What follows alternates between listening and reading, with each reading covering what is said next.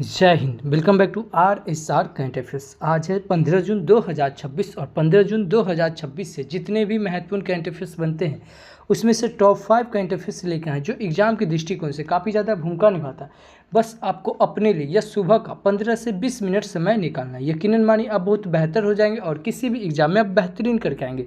तो चलिए शुरू करते हैं 15 जून 2026 के करंट अफेयर्स और उससे जुड़े हुए महत्वपूर्ण फैक्ट्स भी हम लोग बात करेंगे। शुरू करने से पहले बता दें कि आपके सामने एक टॉपिक वाइज करंट अफेयर्स लेकर है जो यह एग्जाम के दृष्टिकोण से काफ़ी ज़्यादा भूमिका निभाने वाला और यह सबका फ़ायदा आपको एग्जाम में पता चलेगा।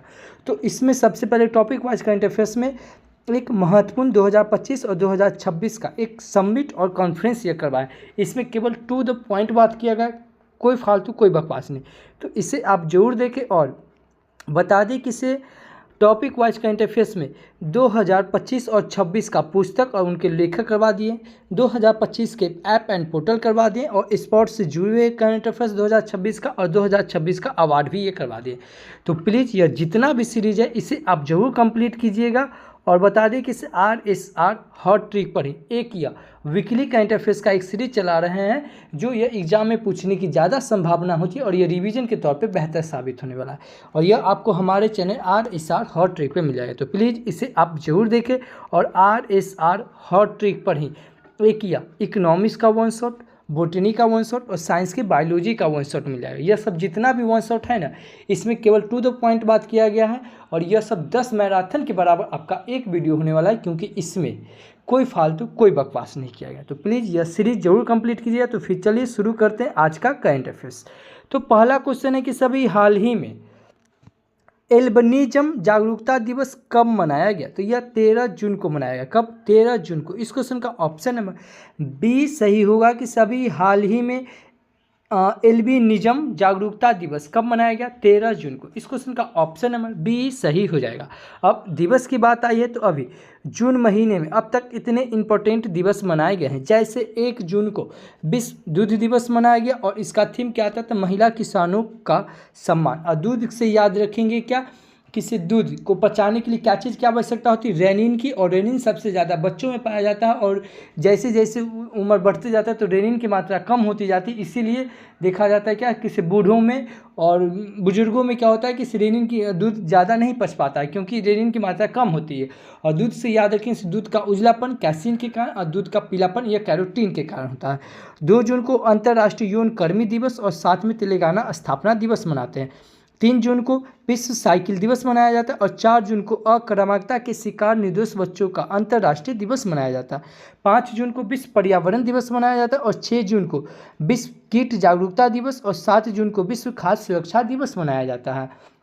8 जून को विश्व महासागर दिवस मनाया जाता है और 9 जून को अंतर्राष्ट्रीय अभिलेखागार दिवस मनाया जाता है। 10 जून को दृष्टिदान संकल्प दिवस और 11 जून को अंतर्राष्ट्रीय खेल दिवस और 12 जून को बाल श्रम निषेध दिवस मनाया जाता है। तो जून महीने में अब तक इतने इंपॉर्टेंट दिवस मनाए गए हैं।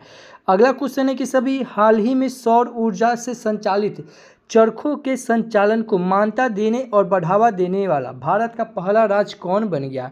तो यह उत्तर प्रदेश बन गया। कौन बन गया? उत्तर प्रदेश। इस क्वेश्चन का ऑप्शन नंबर सी सही होगा कि सभी हाल ही में सौर ऊर्जा से संचालित चरखों के संचालन को मान्यता देने और बढ़ावा देने वाला भारत का पहला राज्य कौन बन गया? उत्तर प्रदेश। अब उत्तर प्रदेश की बात आई है, यह है मैप में उत्तर प्रदेश। उत्तर प्रदेश की कैपिटल क्या हो जाएगा?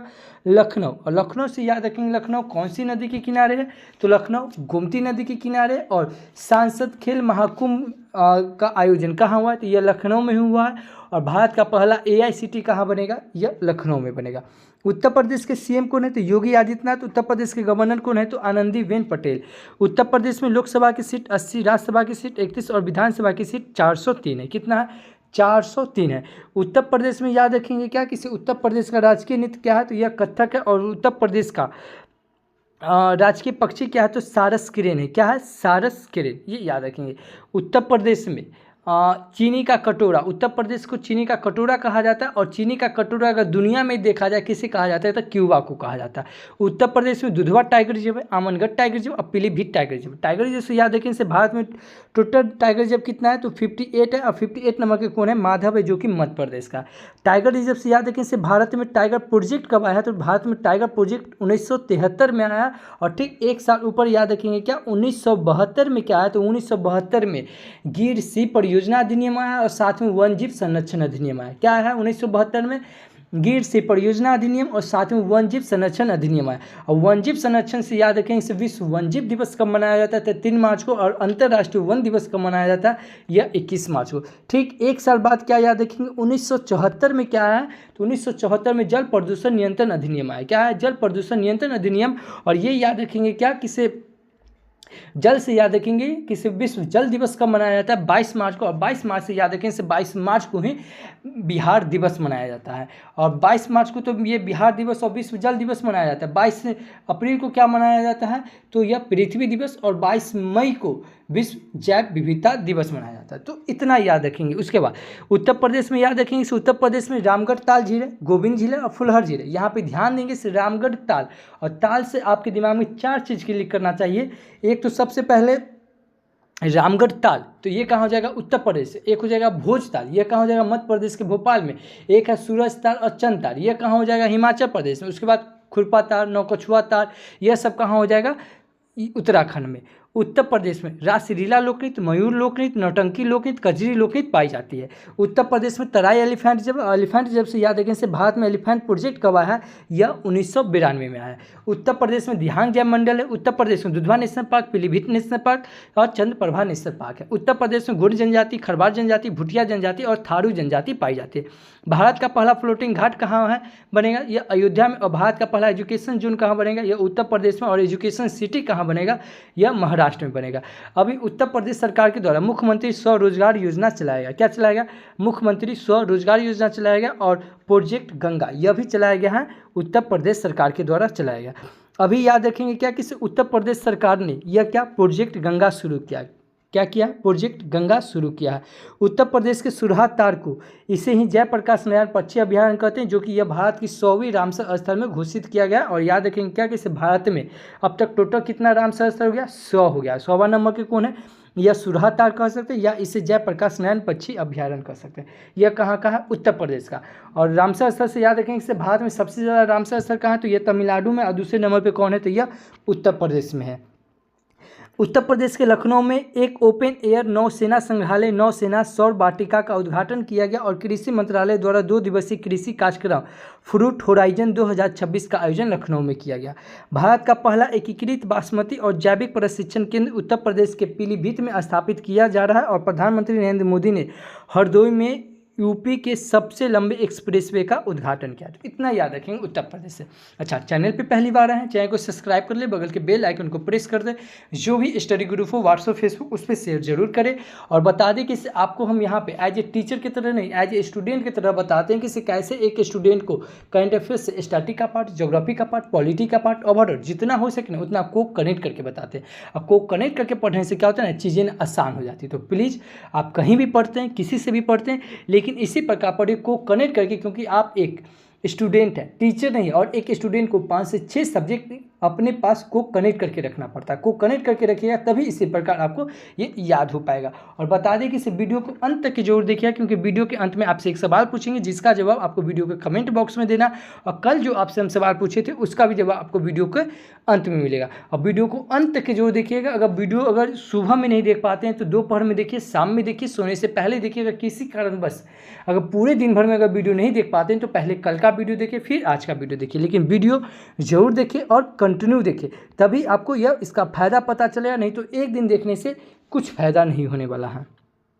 अगला क्वेश्चन है कि सभी हाल ही में प्रधानमंत्री मोदी किस देश के निस शहर में भारत इनोवेट शिखर सम्मेलन का उद्घाटन किया है तो यह फ्रांस में किया। कहाँ किया, फ्रांस में। इस क्वेश्चन का ऑप्शन नंबर बी सही होगा कि सभी हाल ही में प्रधानमंत्री मोदी ने फ्रांस के, कहाँ के, फ्रांस के निस शहर में भारत इनोवेट शिखर सम्मेलन का उद्घाटन किया। इस क्वेश्चन का ऑप्शन नंबर बी सही हो जाएगा। अब फ्रांस की बात आई है, यह है मैप में फ्रांस।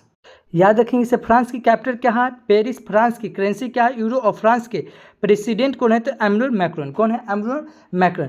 फ्रेंच भाषा दिवस कब मनाया जाता है? यह 20 मार्च को। और भारत और फ्रांस के बीच कौन सा सैन्य अभ्यास होता है? एक शक्ति सैन्य अभ्यास होता है जो कि भारत और यह फ्रांस के बीच होता है। याद रखेंगे क्या कि सभी फ्रांस के द्वारा प्रधानमंत्री नरेंद्र मोदी को grand cross of the legion of honour पुरस्कार दिया गया। क्या दिया गया? Grand cross of the legion of honour पुरस्कार से सम्मानित किया गया। किसे? प्रधानमंत्री नरेंद्र मोदी को।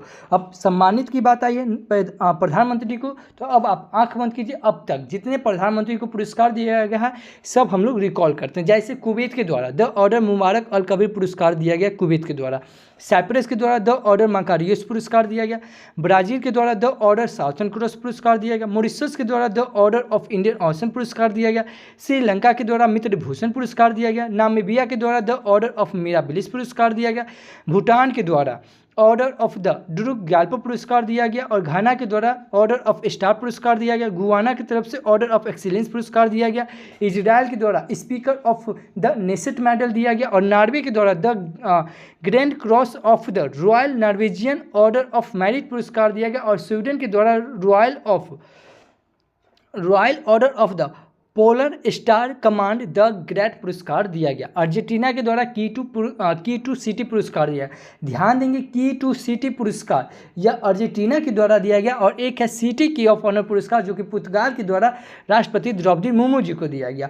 और द्रौपदी मुर्मू जी को अभी स्लोवाकिया के द्वारा मानक डायरेक्टर की उपाधि दिया गया। और द्रौपदी मुर्मू जी से याद रखेंगे कि द्रौपदी मुर्मू जी का एक पुस्तक है बीइंग ऑफ होप। क्या है? Being of hope. और याद रखेंगे क्या कि द्रौपदी मुर्मू जी सभी याद रखेंगे इस द्रौपदी मुर्मू जी ने 70 वीरता पुरस्कार को मंजूरी दी है। जिसमें से एक अशोक चक्र जिसे शुभांशु शुक्ला को दिया गया। 3 कीर्ति चक्र दिया गया जिसमें पहला टुलेश्वर सुब्बा को दिया गया। अर्शदीप सिंह को दिया गया। और प्रशांत बाल कृष्णा को दिया गया। उसके बाद याद रखें इसे 13 शॉर्ट चक्र दिया गया। और विशिष्ट सेवा मंडल जो कि सूफिया कुरैशी को दिया गया। क्या है? सूफिया कुरैशी को दिया गया। उसके बाद याद रखेंगे क्या कि इसे फ्रांस के द्वारा क्या है हमारे संविधान में फ्रांस के द्वारा क्या क्या सा प्रावधान लिया गया? एक गणतंत्र होने की व्यवस्था, स्वतंत्रता, समानता और बंधुत्व। यह सब कहाँ से लिया गया? फ्रांस से। अब प्रावधान की बात है तो कुछ और देखते हैं। जैसे अमेरिका के द्वारा राष्ट्रपति का महाभियोग लिया गया जो कि आर्टिकल 61 में है, जिसका वर्णन जो कि राष्ट्रपति का महाभियोग की प्रक्रिया कहाँ से लिया गया? यह अमेरिका से लिया गया।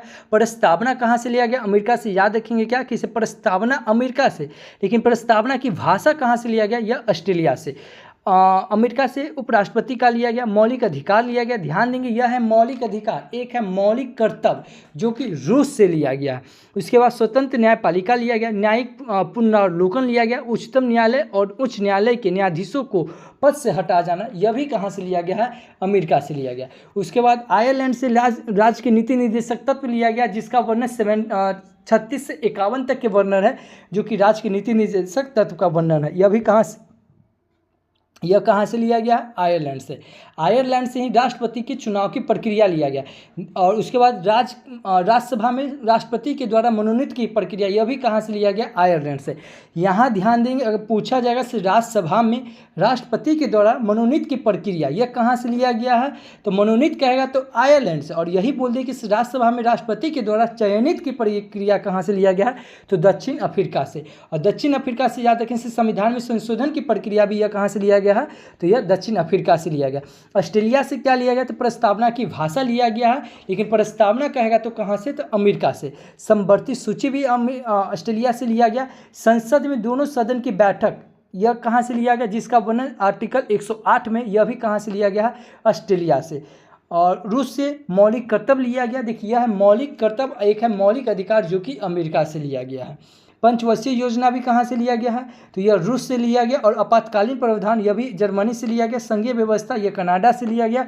और ब्रिटेन से संसदीय प्रणाली, एकल नागरिकता, विधि निर्माण की प्रक्रिया और लोकसभा और राज्यसभा की यह प्रक्रिया कहाँ से लिया गया, या ब्रिटेन से। अगेन मैं फिर बता रहा हूँ, जिस प्रकार मैक को कनेक्ट करके बता रहा हूँ, पूरे यूट्यूब पर ऐसे कोई नहीं बताता, सब आएगा और वन लाइनर के फॉर्मेट में पढ़ा के निकल जाएगा। लेकिन आप, मैं फिर बता रहा हूँ, एज ए टीचर की तरह नहीं, एज ए स्टूडेंट की तरह पढ़ना है। अभी 52वें G7 शिखर सम्मेलन का आयोजन यह फ्रांस में किया जाएगा। और मैं बता दूं कि अभी जो भी जितना भी सम्मेलन या समिट होगा, यह इसका एक टॉपिक वाइज करंट अफेयर्स बना दिए, उसे आप जरूर देख के जाइएगा। वन हेल्थ समिट 2026 का आयोजन फ्रांस में किया गया है। फ्रांस ने 15 वर्ष से कम उम्र के बच्चों के लिए सोशल मीडिया प्रतिबंध विधेयक पारित किया है। और फ्रांस में जन्म की तुलना में मृत्यु दर अधिक दर्ज की गई। और इंडियन ऑप्टेल लिमिटेड ने फ्रांस की कंपनी सफ्रान इलेक्ट्रॉनिक्स एंड डिफेंस के साथ MOU साइन किया है। फ्रांस के पूर्व राष्ट्रपति निकोलस सरकोजी को भ्रष्टाचार और सत्ता का दुरुपयोग करने के लिए 5 वर्ष की कैद की सज़ा सुनाई गई। और फ्रांस के फुटबॉलर सैमुअल उमटीटी ने 31 साल की उम्र में फुटबॉल से संन्यास ले लिया। तो इतना याद रखेंगे फ्रांस से। अगला क्वेश्चन है कि सभी हाल ही में शहर के नगर निगम ने स्ट्रीट फूड वेंडर्स के लिए अनिवार्य QR कोड आधारित खाद्य सुरक्षा और स्वच्छता निगरानी प्रणाली शुरू किया है। यह अहमदाबाद ने किया है। इस क्वेश्चन का ऑप्शन नंबर C सही होगा कि सभी हाल ही में अहमदाबाद शहर के नगर निगम ने स्ट्रीट फूड वेंडर्स के लिए अनिवार्य QR कोड आधारित खाद्य सुरक्षा और स्वच्छता निगरानी प्रणाली शुरू की है। इस क्वेश्चन का ऑप्शन नंबर C सही हो जाएगा। अगला क्वेश्चन है कि सभी हाल ही में भारत ने दिनेश त्रिवेदी को किस देश में अपना उच्च आयुक्त नियुक्त किया है? तो यह बांग्लादेश का। कहाँ का? बांग्लादेश का। इस क्वेश्चन का ऑप्शन नंबर D सही हो जाएगा कि ये है दिनेश त्रिवेदी, इनको अभी बांग्लादेश का उच्च आयुक्त नियुक्त किया गया। इस क्वेश्चन का ऑप्शन नंबर D सही हो जाएगा। अब बांग्लादेश की बात आई है, यह है मैप में बांग्लादेश। बांग्लादेश की कैपिटल क्या हो जाएगा? ढाका। बांग्लादेश की करेंसी क्या हो जाएगा? बंगाली टाका। और बांग्लादेश के प्राइम मिनिस्टर कौन है? तारिक रहमान। कौन है? तारिक रहमान। और याद रखें, इनसे भारत और बांग्लादेश के बीच कौन सा सैन्य अभ्यास होता है? संप्रीति। क्या होता है? संप्रीति। अभी तमीम इकबाल को बांग्लादेश के क्रिकेट बोर्ड का अध्यक्ष चुना गया है। किसे? तमीम इकबाल को। कहाँ का? बांग्लादेश का। परमाणु ऊर्जा का उपयोग करके बिजली पैदा करने वाला दुनिया का 33वां देश बांग्लादेश बना। और दिनेश त्रिवेदी को बांग्लादेश में भारत का उच्च आयुक्त नियुक्त किया गया। किसे? दिनेश त्रिवेदी को। बांग्लादेश ने SAFF अंडर-20 चैंपियनशिप 2026 का खिताब जीता। और 26 मार्च को बांग्लादेश का स्वतंत्रता दिवस मनाया गया। और बांग्लादेश संयुक्त राष्ट्र जल सम्मेलन में शामिल होने वाला पहला दक्षिण एशियाई देश बन गया है। बांग्लादेश की प्रसिद्ध लोक गायिका फरीदा परवीन का निधन हो गया। और भारत ने भूमि और समुद्री बंदरगाहों के माध्यम से बांग्लादेश से जूट आयात पर प्रतिबंध लगाया है। तो इतना याद रखेंगे बांग्लादेश से। अगला क्वेश्चन है कि सभी हाल ही में स्वपन दास गुप्ता को किस राज्य का वित्त मंत्री नियुक्त किया गया है? तो यह पश्चिम बंगाल का नियुक्त किया गया। कहाँ का? पश्चिम बंगाल का। इस क्वेश्चन का ऑप्शन नंबर B सही होगा कि अभी स्वपन दास गुप्ता, क्या है? स्वप्न दास गुप्ता को अभी पश्चिम बंगाल का वित्त मंत्री नियुक्त किया गया है। इस क्वेश्चन का ऑप्शन नंबर B सही हो जाएगा। अब पश्चिम बंगाल की बात आई है, यह है मैप में पश्चिम बंगाल। पश्चिम बंगाल की कैपिटल क्या हो जाएगा? कोलकाता। अगेन मैं फिर बता रहा हूँ, अगर आप RSR करंट अफेयर्स के रेगुलर स्टूडेंट है तो आपके दिमाग में क्लिक किया होगा क्या? किस कोलकाता कौन सी नदी के किनारे? हुगली नदी के किनारे। पूर्वी रेलवे का जोन कहाँ है? तो यह कोलकाता में। और दक्षिण पूर्व रेलवे का हेडक्वार्टर कहाँ है? तो यह भी कोलकाता में है। पश्चिम बंगाल के CM कौन है? तो शुभेंदु अधिकारी। और पश्चिम बंगाल के गवर्नर कौन है? RN रवि। पश्चिम बंगाल में लोकसभा की सीट 42, राज्यसभा की सीट 16 और विधानसभा की सीट 295 है। धान यानी कि चावल के उत्पादन में सबसे अग्रणी राज्य कौन है? तो यह पश्चिम बंगाल है। पश्चिम बंगाल में याद रखें से सुंदरबन टाइगर रिजर्व है, बुक्सा टाइगर रिजर्व है। और पश्चिम बंगाल में ईस्टर्न डोर एलिफेंट रिजर्व है, मयूर झरना एलिफेंट रिजर्व है। और पश्चिम बंगाल में Gorumara national park, Jaldapara national park, Singalila national park और न्योरा नेशनल पार्क कहाँ है? यह पश्चिम बंगाल में। पश्चिम बंगाल में कलकत्ता बंदरगाह है जो कि सबसे पुराना है और सबसे इसीलिए इसका नया नाम पूछ लिया जाता है, श्याम राम मुखर्जी है। हल्दिया बंदरगाह भी है। और भी पश्चिम बंगाल सरकार के द्वारा बंगाल बाड़ी योजना, अपराजिता, एंटी रेप बिल और सागर कवच आयोजित यह भी चलाया गया पश्चिम बंगाल सरकार के द्वारा। उसके बाद श्रम सिरी योजना चलाया गया, नोदी बंधन योजना चलाया गया। और पश्चिम बंगाल में न्योरा घाटी है जो कि दार्जिलिंग में। तो इतना याद रखेंगे पश्चिम बंगाल से। अभी आयुष्मान भारत प्रधानमंत्री जन आरोग्य योजना को लागू करने वाला 36वां कौन बना? यह पश्चिम बंगाल बन गया। ऋतु बर्त्र बनर्जी पश्चिम बंगाल का विधानसभा का नेता प्रतिपक्ष बने हैं। दुनिया का सबसे बड़ा दही उत्पादन प्लांट यह कलकत्ता में लगाया जाएगा और भारत सरकार द्वारा अंतर्राष्ट्रीय योग दिवस 2026 समारोह के मुख्य मेजबान शहर के रूप में कलकत्ता की घोषणा की गई और पश्चिम बंगाल सरकार ने अवैध प्रवासियों के लिए होल्डिंग सेंटर स्थापित करने का आदेश दिया। पश्चिम बंगाल सरकार ने ओलंपिक स्वर्ण पदक विजेताओं के लिए 8 करोड़ के नगद पुरस्कार और सीधे डीएसपी स्तर की नौकरी की घोषणा की। तो इतना याद रखेंगे पश्चिम बंगाल से। अगला क्वेश्चन है कि सभी हाल ही में किस देश के पूर्व राष्ट्रपति को 30 वर्ष कारावास की सज़ा सुनाई गई है? तो यह दक्षिण कोरिया के राष्ट्रपति को। कहाँ के? दक्षिण कोरिया के राष्ट्रपति को। इस क्वेश्चन का ऑप्शन नंबर सी सही हो जाएगा कि अभी दुनिया के दक्षिण कोरिया की एक अदालत ने उत्तर कोरिया में ड्रोन घुसपैठ और शक्ति के दुरुपयोग के लिए पूर्व राष्ट्रपति यून सुक योल को 30 वर्ष का कारावास सुनाया गया है। इस क्वेश्चन का ऑप्शन नंबर सी सही हो जाएगा। अब दक्षिण कोरिया की बात आई है, यह है मैप में दक्षिण कोरिया। दक्षिण कोरिया की कैपिटल क्या हो जाएगा? सियोल। दक्षिण कोरिया की करेंसी क्या हो जाएगा? वॉन। और दक्षिण कोरिया के प्रेसिडेंट कौन है? ली जेम्योंग। कौन है? ली जेम्योंग। अच्छा, याद रखें नॉर्थ कोरिया और साउथ कोरिया को जो दो बराबर भागों में कौन सी रेखा बांटती है? तो यह 38 पैरेलल बांटती है। कौन है? 38 पैरेलल, ये याद रखेंगे। अभी हान से योंग सुक को दक्षिण कोरिया का प्रधानमंत्री नामित किया गया है। किसे? हान स्योंग सुक को दक्षिण कोरिया का प्रधानमंत्री नियुक्त किया गया और दक्षिण कोरिया के रॉबर्ट भिक्षु गाबी ने बौद्ध दीक्षा ली है। डेनमार्क में आयोजित उबेर कप 2026 का खिताब दक्षिण कोरिया ने जीता और अमेरिका और दक्षिण कोरिया के बीच एक बड़ा संयुक्त सैन्य अभ्यास फ्रीडम शील्ड हुआ है। दक्षिण कोरिया के पूर्व राष्ट्रपति यून सुक योल को उम्र कैद का सजा सुनाया गया और अमेरिका और दक्षिण कोरिया के बीच बड़ी स्क्वाड्रन नामक संयुक्त हवाई अभ्यास हुआ है।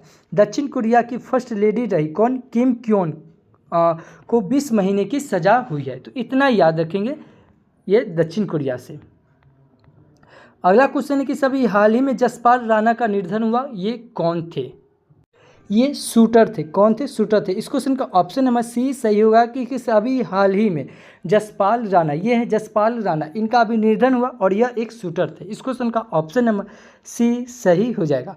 अगला क्वेश्चन कि सभी हाल ही में किस देश के क्रिकेटर केन विलियमसन ने अंतर्राष्ट्रीय क्रिकेट से संन्यास ले लिया? तो यह न्यूजीलैंड के। कहाँ के? न्यूजीलैंड के। इस क्वेश्चन का ऑप्शन नंबर बी सही होगा कि ये है केन विल्सन, इन्होंने अभी अंतर्राष्ट्रीय क्रिकेट से संन्यास ले लिया। इस क्वेश्चन का ऑप्शन नंबर बी सही हो जाएगा। अगला क्वेश्चन है कि सभी हाल ही में किस आईआईटी ने मानव मस्तिष्क स्टेम का दुनिया का सबसे विस्तृत 3D एटलस जारी किया? तो यह आईआईटी मद्रास ने किया। कौन किया है? आईआईटी मद्रास ने जारी किया। इस क्वेश्चन का ऑप्शन नंबर ए सही होगा कि सभी हाल ही में आईआईटी मद्रास ने मानव मस्तिष्क स्टेम का दुनिया का सबसे विस्तृत 3D एटलस जारी किया है। इस क्वेश्चन का ऑप्शन नंबर ए सही हो जाएगा। अब आईआईटी मद्रास की बात आई है तो अभी आईआईटी मद्रास से सब अभी फैक्ट देख लेते हैं। जैसे दिल्ली सरकार ने वायु प्रदूषण को कम करने के लिए स्मॉग इटिंग सतहों के परीक्षण के लिए आईआईटी मद्रास के साथ समझौता किया और आईआईटी मद्रास ने दुबई में एआई इनोवेशन सेंटर लॉन्च किया और कोरोमंडल ने अनुसंधान केंद्र के लिए आईआईटी मद्रास के साथ समझौता किया और इंडिया एआई मिशन ने आईआईटी मद्रास के साथ मिलकर चेन्नई में ग्लोबल एआई कॉन्क्लेव का आयोजन किया। एनसीईआरटी ने एडटेक और अनुसंधान को बढ़ावा देने हेतु आईआईटी मद्रास के साथ एमओयू साइन किया है। कोल इंडिया लिमिटेड ने आईआईटी मद्रास के साथ सतत ऊर्जा केंद्र की स्थापना के लिए समझौता किया है। आईआईटी मद्रास ने कांटलेस पेमेंट के लिए रिंग 1 लॉन्च किया है और भारत ने आईआईटी मद्रास को संयुक्त राष्ट्र एआई उत्कृष्टता केंद्र के रूप में नामित किया है। NIRF रैंकिंग 2025 में आईआईटी मद्रास शीर्ष पर रहा और आईआईटी मद्रास के परिसर में भारतीय सेना अनुसंधान प्रकोष्ठ अग्नि शोध की स्थापना की है और आईआईटी मद्रास ने भारत की सबसे हल्की व्हील चेयर YD1 लॉन्च की है। उसके बाद आईआईटी मद्रास ने स्वदेशी अंतरिक्ष चिप आइरिस विकसित किए। तो इतना याद रखेंगे आईआईटी मद्रास से। अगेन मैं फिर बता रहा हूँ, जिस प्रकार मैं को कनेक्ट करके बता रहा हूँ ऐसे पूरे यूट्यूब पर ऐसे कोई नहीं बताता है। अगला क्वेश्चन कि सभी हाल ही में किसे तुर्की गणराज्य में भारत का राजदूत नियुक्त किया गया है? तो यह रुद्र गौरव श्रेष्ठ को नियुक्त किया गया। इस क्वेश्चन का ऑप्शन नंबर सी सही होगा कि ये रुद्र गौरव श्रेष्ठ। इनको अभी तुर्की गणराज्य में भारत का उच्च आयुक्त नियुक्त किया गया है। इस क्वेश्चन का ऑप्शन नंबर सी सही हो जाएगा। अब नियुक्ति की बात आई है तो अभी इंद्रप्रस्थ गैस लिमिटेड यानी कि IGL के नए प्रबंधक एवं निदेशक के रूप में कुमार शंकर को नियुक्त किया गया है। भारतीय विद्या भवन का अध्यक्ष बनवारी लाल पुरोहित को नियुक्त किया गया और ज्ञानेश सिंह मलिक को गुजरात का DGP नियुक्त किया गया और भारतीय वायुसेना के अगले उप प्रमुख के रूप में आशुतोष दीक्षित को नियुक्त किया गया और CBSE का अध्यक्ष लोखंडे प्रशांत सीताराम को नियुक्त किया गया। वकील से सीधे सुप्रीम कोर्ट की न्यायाधीश बनने वाली भारत की दूसरी महिला जस्टिस वेंकिता सुब्रमण्यम मोहना बन गई है। इतना याद रखेंगे नियुक्ति से। अच्छा, नियुक्ति की बात आई। अब आप आंख बंद कीजिए और मेरे साथ कुछ इंपॉर्टेंट नियुक्ति बता रहा हूँ, बस आप वो सब रिकॉल कीजिए। जैसे DRDO के अध्यक्ष कौन है? राजेश कुमार सिंह। कौन है? राजेश कुमार सिंह। इसरो के कौन है? V नारायण। BSF के कौन है? प्रवीण कुमार। ये है प्रवीण कुमार। एक है प्रवीण सूद जो कि CBI के अध्यक्ष है। एक है प्रवीण कुमार श्रीवास्तव जो कि CBC के अध्यक्ष है। उसके बाद CISF के कौन है? परवीर रंजन। ITBP के कौन है? शत्रुजीत सिंह कपूर। NCC के कौन है? वीरेंद्र वस्त। सेबी के कौन है? तुहिंद कांत। रॉ के चेयरमैन कौन है? पराग जैन। BPCL का अध्यक्ष कौन है? संजय खन्ना। और संजय से आपके दिमाग में 2 क्वेश्चन और क्लिक करना चाहिए। एक है RBI के गवर्नर कौन है? संजय मल्होत्रा। एक है कैग के अध्यक्ष कौन है? संजय मूर्ति। कैग यानी कि नियंत्रक एवं महालेख परीक्षक, जिसका वर्णन संविधान के आर्टिकल 148 में है। फिक्की के चेयरमैन कौन है? तो यह फिक्की के चेयरमैन अनंत गोइंका है। UPSC के चेयरमैन कौन है? डॉक्टर अजय कुमार। अजय नाम सुनते आपके दिमाग में क्लिक करना चाहिए क्या? अजय बंगा जो कि वर्ल्ड बैंक के अध्यक्ष है। एक है अजय सेठ जो कि वित्त सचिव है और एक है अजय कुमार भल्ला जो कि मणिपुर के गवर्नर है। अगेन मैं फिर बता रहा हूँ, जिस प्रकार मैं को कनेक्ट करके बता रहा हूँ पूरे यूट्यूब पर ऐसे कोई नहीं बताता है। ठीक है, सब आएंगे और 1 लाइनर के फॉर्मेट में पढ़ा के निकल जाएंगे। इलेक्शन आयोग कौन है? तो ज्ञानेश कुमार। और 16वां फाइनेंशियल कमीशन आयोग कौन है? तो अरविंद पनखड़िया। कौन है? अरविंद पनखड़िया। WHO के यूनेस्को के महानिदेशक कौन है? तो खालिद एल रानी। ये है खालिद एल रानी। एक है खालिद जामी जो कि भारतीय फुटबॉल टीम कोच के अध्यक्ष है। ICC के चेयरमैन कौन है? जैसा। और जैसा से याद रखें, से जैसा को ही अभी आइकन ऑफ एक्सीलेंस पुरस्कार दिया गया। BCCI के चेयरमैन कौन है? मिथुन मिन्हास। ACC के कौन है? तो मुहसिन नकवी। और नीति आयोग से याद रखें, से नीति आयोग के चेयरमैन कौन है? तो नीति आयोग के चेयरमैन हमेशा वर्तमान के प्रधानमंत्री होते हैं। तो अभी के वर्तमान के प्रधानमंत्री नरेंद्र मोदी है। तो नीति आयोग के चेयरमैन कौन है? नरेंद्र मोदी। लेकिन इससे इंपॉर्टेंट ये है कि नीति आयोग के उप चेयरमैन और CEO दोनों बदल दिए गए। तो नीति आयोग के उप चेयरमैन कौन है? तो अशोक कुमार लहारिया। और नीति आयोग के CEO कौन है? तो निधि छिब्बर है। राष्ट्रीय जांच एजेंसी NIA के महानिदेशक कौन है? तो राकेश अग्रवाल। और कैबिनेट सचिव कौन है? तो TB सोमनाथ। और चीफ ऑफ डिफेंस स्टाफ कौन है? तो यह NS राजा सुब्रमण्यम। कौन है? NS राजा सुब्रमण्यम। थल सेना के अध्यक्ष कौन है? उपेंद्र द्विवेदी। वायुसेना के अध्यक्ष कौन है? अमरप्रीत सिंह। नौसेना के अध्यक्ष कौन है? तो कृष्णा स्वामीनाथन। फिक्की के FBI के निदेशक कौन है? तो काश पटेल। NHRC के अध्यक्ष कौन है? तो V रामासुब्रमण्यम। कौन है? V रामासुब्रमण्यम। रेलवे के CEO कौन है? तो सतीश कुमार। अटॉर्नी जनरल कौन है? तो R वेंकट रमणी। 53वें CGI कौन है? तो सूर्यकांत। और विक्रम साराभाई स्पेस सेंटर का अध्यक्ष कौन है? तो राजा राजन। CRPF के महानिदेशक कौन है? तो ज्ञानेन्द्र प्रताप सिंह। UIDAI के CEO कौन है? तो भुवनेश्वर कुमार। इतना याद रखेंगे अप्रॉक्स नियुक्ति से। अगला क्वेश्चन है कि सभी हाल ही में किस IIT ने साइबर सिक्योरिटी कोर्स को लॉन्च किया है? तो यह IIT कानपुर ने किया है। कौन किया? IIT कानपुर ने। इस क्वेश्चन का ऑप्शन नंबर B सही होगा कि सभी हाल ही में IIT कानपुर में साइबर सिक्योरिटी को लॉन्च किया। इस क्वेश्चन का ऑप्शन नंबर B सही हो जाएगा। अब IIT की बात आई है तो अभी इससे पहले आपको IIT मद्रास वाला रिकॉल करवाएं। अब भी ये IIT वाला देखेंगे कि सभी IIT मुंबई ने भारत की पहली एकीकृत CCUS फील्ड प्रयोगशाला शुरू की है। IIT मद्रास ने अमेरिका में डीप टेक स्टार्टअप्स को बढ़ावा देने के लिए अपना पहला अंतर्राष्ट्रीय सेंटर लॉन्च किया और भारत ने IIT मद्रास में स्वदेशी रूप से विकसित सिलिकॉन फोटोनिक्स समाधानों का अनावरण किया और भारत का पहला एकीकृत कृषि खुफिया परिस्थितिकी तंत्र IIT रोपर को लॉन्च किया। IIT मद्रास ने भारत का पहला 3 टीम फुटबॉल ओमेगा बॉल पेश किया और अल्पसंख्यक मंत्रालयों ने युवाओं के कौशल विकास को बढ़ावा देने के लिए IIT पटना के साथ समझौता किया। तो इतना याद रखेंगे IIT से। अब आज के लिए आपका क्वेश्चन कि सभी हाल ही में किस राज्य सरकार ने प्रोजेक्ट गंगा शुरू किया है। अगर आप हमारा वीडियो रोज़ देखते हैं, कंटिन्यू देखते हैं, तो इस क्वेश्चन का आंसर आपको आना चाहिए। नहीं आता है, मोबाइल उठाइए, वीडियो को पॉज कीजिए, गूगल पे सर्च कीजिए, जितना फैक्ट्स बनता है उतना लिख दीजिए। यकीनन मानिए आप बहुत बेहतर हो जाएंगे और किसी भी एग्जाम में आप बेहतरीन करके आएंगे। तो प्लीज़ लिखने की हैबिट जरूर डालिए। अगर इस वीडियो का अगर PDF फाइल चाहिए तो आप हमारे Telegram channel RSR current affairs search करके जुड़ सकते हैं या इस QR कोड को स्कैन करके जुड़ सकते हैं। टेलीग्राम जरूर ज्वाइन कर जाए, क्योंकि टेलीग्राम पे आपको इसका वीडियो मिलेगा, ठीक नीचे इसका PDF फाइल मिलेगा और ठीक नीचे इससे जुड़े हुए MCQ मिलेगा, जो या आप कभी भी किसी भी समय आप इसका MCQ लगा सकते हैं। तो प्लीज़ इसे आप जरूर देखें और टेलीग्राम जरूर ज्वाइन करें। और कल जो आपसे हम क्वेश्चन पूछे थे कि सभी हाल ही में अहमदाबाद में आयोजित वर्ल्ड योगासन चैंपियनशिप 2026 में किसने पहला स्थान हासिल किया, तो यह अपना देश भारत ने हासिल किया था। इस क्वेश्चन का ऑप्शन नंबर बी सही था। अगेन मैं फिर बता रहा हूँ, अगर आप डेडिकेटेड स्टूडेंट होंगे तो जितना फैक्ट्स मैं बता रहा हूँ को कनेक्ट करके यह सब आपको मज़ा आ रहा होगा। अगर मज़ा आ रहा है तो चैनल को सब्सक्राइब कर ले, बगल के बेल आइकन को प्रेस कर दे और जो भी स्टडी ग्रुप हो व्हाट्सअप फेसबुक उस पर शेयर जरूर करें और एक छोटा सा कमेंट करके जरूर बताएं कि यह वीडियो आपको कैसा लगता है, क्योंकि आपका एक छोटा सा कमेंट मेरे लिए एज ए फ्यूल की तरह काम करता है। तो thank you for watching this video. जय हिंद।